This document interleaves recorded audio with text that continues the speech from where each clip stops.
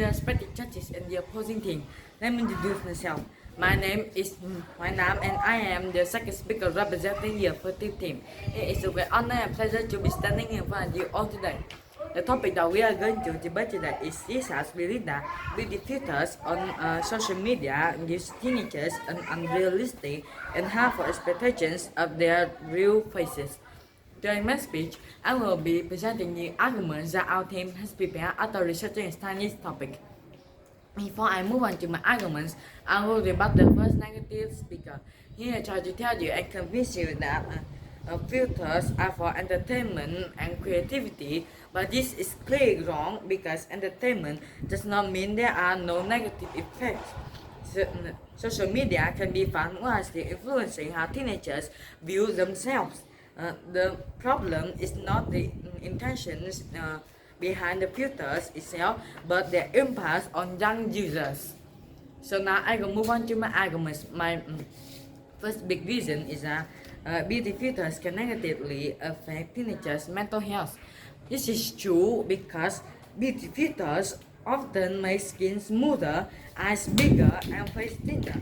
Teenagers are still learning how they see themselves, so they may start believing these aesthetic faces and what people should look like. They compare their real faces to the filtered one and become unhappy with their appearance. Since these standards are difficult or impossible to achieve naturally, many teenagers feel that they are not attractive enough. This creates unrealistic expectations about their real faces. So, in our world, teenagers learn to accept their natural appearance and imperfections are normal.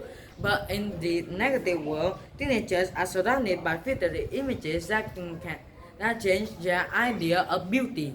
So, for example, according to a 2021 self-esteem project survey, 80% of girls had used a filter or app to change their appearance by age 13.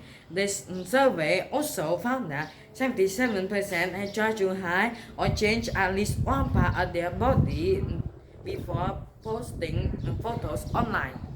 So the consequences is that more realistic beauty standards, higher self-confidence among teenagers, and greater acceptance of natural appearance. If the motion stands, what is this motion is on our side. So now I will move on to my second argument. It is that beauty filters distort teenagers' perceptions of normal appearance. This is also true because when teenagers constantly compare themselves to filtered images, they may feel that they are not good enough. This can make them feel worried more about how they look and what others think of them. Some may become dependent on filters to feel confident when posting online.